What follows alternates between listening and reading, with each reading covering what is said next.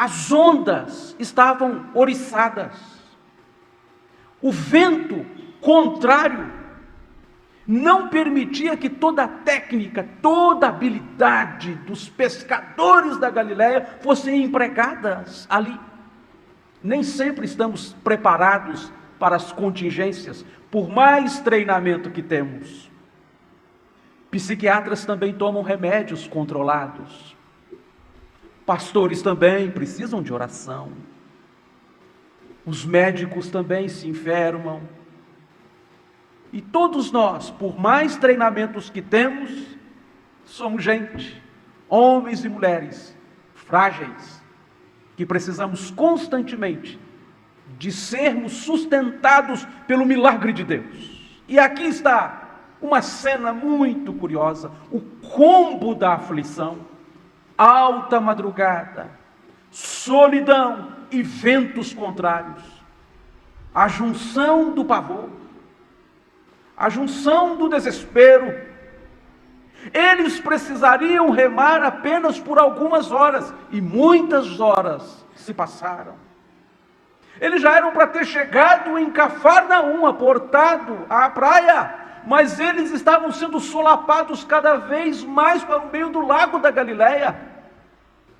Era uma distância pequena, mas se tornou longa por causa da adversidade. Queridos, muitos problemas que se acumulam, muitos medos que batem à nossa porta. Como disse Spurgeon, os pecados são como cães que caçam juntos, nunca chegam sozinhos. As aflições, medos e ansiedades, os horrores e as preocupações, eles caçam juntos. E aqui está a cena: instabilidade total. Há pouco tinham visto um milagre, a multiplicação de pães e peixes, e agora estão com medo de virar comida de peixe. Gente, o que fazer? Não tinham o que fazer.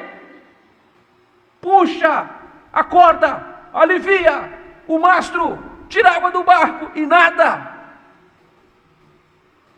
Meus irmãos, nós estamos diante de uma cena que aparentemente está a centenas de quilômetros de nós, em se tratando de um mar que não temos em nosso estado.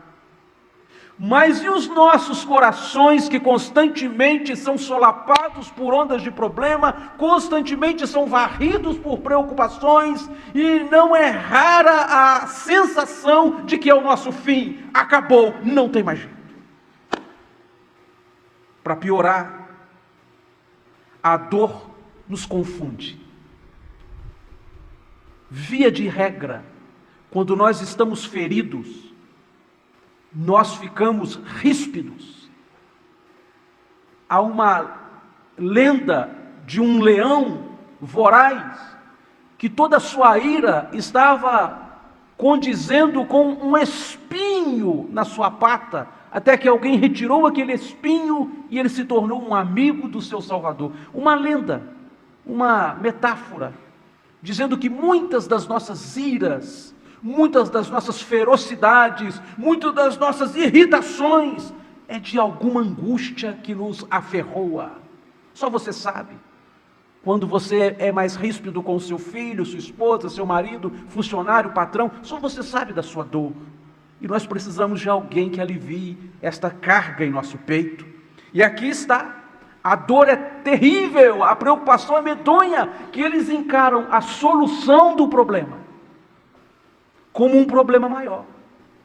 Como assim, pastor? Jesus, diz João, que Jesus observa a cena da beira da praia, enquanto eles estão sendo varridos para o meio do mar, não conseguem atravessar o lago numa curta distância, e aí o que acontece? Jesus vai ter com eles para socorrê-los, andando por sobre as águas. Que cena magnífica! Mas confundiram com uma cena fantasmagórica. Às vezes a ajuda bate em nossa porta, disfarçada de mistério, E nós confundimos tudo isto. E achamos que aquilo é um grande problema. Por exemplo, quantos irmãos têm dificuldade em serem leais com seus dízimos e ofertas? Achamos que é um fantasma, sem que soubessem, quanto mais zelosos neste quesito, mais prósperos seriam, porque com a medida que semeamos, muito mais colheremos. Ah, pastor, eu não sou leal nos meus dízimos e ofertas, mas eu já sou rico. Você seria muito mais. E nem toda riqueza tem a ver com dinheiro, sobretudo com contentamento, e grande é o contentamento com a piedade. Estou dando um exemplo, em passant, para mostrar que muitas vezes o Senhor vem ao nosso encontro com aparentes soluções que nos assustam. Quando vira para o jovem, você precisa manter casto o seu casamento, precisa ser um casamento honroso, ser fiel à sua esposa, esposa fiel ao seu marido. Parece uma cobrança. Eu sou o dono do meu nariz. Quando falamos para os namorados, cuidem do namoro para que seja um namoro decoroso, não façam sexo antes do casamento, sejam zelosos, guardem-se para as suas esposas. E não, essas cobranças vêm com cara de peso e preocupação e de tolimento. Parece que Jesus estava vindo em direção deles como a solução e eles enxergaram um problema maior. Jesus nunca vai aproximar de nós com os mandamentos dele para piorar a nossa vida. Se nós curvarmos-nos a ele, melhoraremos incontavelmente, inexplicavelmente. Via de regra, irmãos, é sempre assim. Quando nós não enxergamos o mistério da fé, quando nós não entendemos a graça do Evangelho, quando nós não entendemos o valor das coisas espirituais, nós confundimos tudo. As lágrimas nos impedem de ver Jesus perto de nós, cuidando de nós, nos amparando. Maria Madalena confundiu ele com um jardineiro. Os peregrinos de Emaús confundiram ele com um andarilho. E agora eles estão confundindo Jesus com um fantasma, porque as lágrimas embaralham as nossas vistas. A dor nos confunde. As decepções e frustrações nos esbarram. E Deus está falando e a gente não está ouvindo, porque parece que é o pastor que está falando. É o pastor, mas se é o texto bíblico que ele está explicando, o pastor está entregando o que o Senhor está falando. E estamos aqui diante de uma dor que confunde qualquer homem e mulher, e de repente Pedro, que homem estranho esse Pedro, você não acha? Na mesma hora que ele é medroso, ele é muito corajoso. Ele parece um pouco com cada um de nós, é sempre do extremo, né? Ou vai ou racha. Está gritando, é fantasma, é fantasma. Aí ele ouve uma voz inconfundível, sou eu. Se é o Senhor mesmo, manda eu dar um galope nessa água até o Senhor. E Jesus fala, pode vir. Quando ele põe o pé na água, é óbvio que ele pensou, meu pé vai afundar e eu vou gritar, é um fantasma, vai piorar tudo. Mas quando ele botou o pé na água, você pode imaginar? Ele descendo só com o pé primeiro e botando na água. E o pé dele firmou. Eu falei, uai, se fosse um mineiro ele falaria assim, uai, está firme. Eu falei, agora eu vou, é Jesus. E ele percebeu que o que estava caminhando na direção dele, por mais estranho e misterioso, era a providência de Deus. Meu irmão, atrás de toda a adversidade carrancuda, há uma providência misteriosa. Às vezes Deus nos coloca em situações de nos tirar o fôlego, mas para nos fazer respirar aliviadamente. Nos leva para leitos de hospital, para lutos, para injustiças, para enfermidades, bancarrotas. São adversidades que nos dão profundas experiências com Deus. Martinho Lutero disse que o livro que mais lhe ensinava depois da Bíblia chamava-se Provação. Nós não queremos. Spurgeon disse que uma tempestade é mais amiga nossa, se nos aproxima de Deus, do que um vento calmo, que pode trazer uma pandemia. E Pedro pisa firme, caminha firme, mas de repente, como você e eu, não consegue se manter na crista da espiritualidade. Tem dia que nós estamos voando baixo na vida cristã, mas tem dia que a gente só vem aqui empurrado. Tem que ir porque eu tenho um compromisso, eu estou indo porque eu sou o pastor.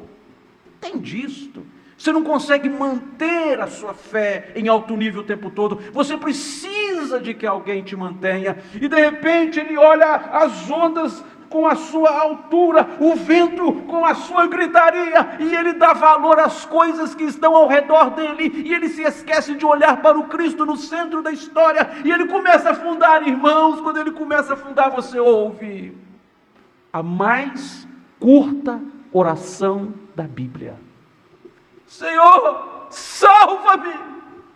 Não disse muito, não ficou com trelalá, trelelê. Pai querido, Pai amado, Senhor Jesus, bondoso Deus, graça e paz, o Senhor que abriu uma vez. Não deu tempo, irmãos. Ele foi no íntimo, no cerne, ele foi na realidade da dor da alma dele, e ele disse tudo numa frase, tudo num suspiro, o último fôlego que ele teria para aguentar mais um segundo debaixo d'água, ele entregou como uma oferta de oração. Porque uma gota de oração é capaz de acalmar um oceano de tribulação. Amanhã tem reunião de oração, amanhã não, nas casas. Vamos cooperar com esse trabalho. Uma gotinha de oração pode acalmar um mar de problemas. E aqui está ele. E aí o que me preocupa, irmãos, e estou caminhando para o fim, isso me preocupa muito, é em mim. E se você se identifica, eu fico preocupado por você. Uma criança, quando lê este texto, ela fica encantada. Uau! Jesus está andando sobre as águas. Uau! Olha, Pedro está andando sobre as águas. Mas, via de regra, o que mais nos incomoda neste texto, e é mais ressaltado, é o fato de Pedro afundar. Se o nosso cristianismo fica mais impressionado com o cair das pessoas do que com a capacidade de Deus restaurá-las, é um sinal de alerta. Se o nosso cristianismo está mais maravilhado ao observar que as pessoas afundam, do que com a mão onipotente de Deus, que é capaz de perdoar o pecador, restaurar o caído, levantar o abatido, abrir os olhos daquele que estava andando sem direção, nós precisamos repensar o nosso cristianismo, irmãos. Porque muitas vezes nós achamos demais Pedro afundar, mas é da natureza dos Pedros, das Pedras, dos Chais, dos Joões, dos Manés, das Marias e de quem quer que for, é da nossa natureza afundar, irmãos. O que faz nos andar sobre as adversidades é da sobrenaturalidade de Deus, é Ele que estende a sua mão. O pecado disputou com Deus, irmãos, uma queda de braço, e Deus venceu na cruz. Satanás disputou com Deus uma queda de braço, e o Senhor venceu na cruz. O mar estava puxando Pedro para a morte, uma queda de braço, e Jesus tomou Pedro pela mão e o sol ergueu, dizendo que nem todos os mares, nem todos os oceanos, nem todos os infernos, nem todos os exércitos do mal seria capaz de arrastar aquele homem que está na mão de Deus para baixo, porque Jesus disse: aquele que o Pai me deu vale mais do que tudo, da minha mão ninguém tira.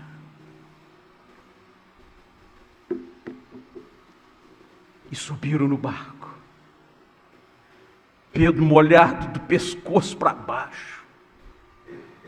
Os discípulos viram aquilo, a tempestade ficou quieta.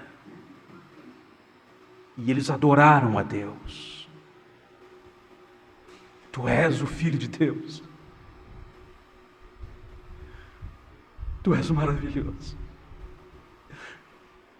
O mundo podia estar instável ao derredor deles, mas naquele momento o lugar mais firme do universo era aquele barquinho no meio do mar.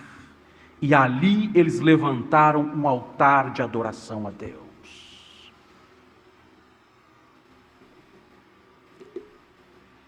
O lugar mais seguro que existe é aos pés de Jesus, meu irmão. Quer você esteja no centro cirúrgico, com seu saldo negativo no banco, passando por perseguições, não há lugar mais seguro do que adorando Jesus Cristo. Muitas das nossas vitórias estão na adoração. O Senhor nunca vai deixar o povo dele afundar. Você navega num mar bravio, mas este mundo bravio não pode entrar no seu barco. Seu barco só tem espaço para a adoração, porque você sabe que Jesus não é um fantasma, não é uma lenda, não é uma ilusão. Jesus é aquele que tem te sustentado por todos os seus dias e nos sustentará por toda a eternidade, seja qual for a situação. Talvez nós precisemos fazer orações mais curtas e mais intensas,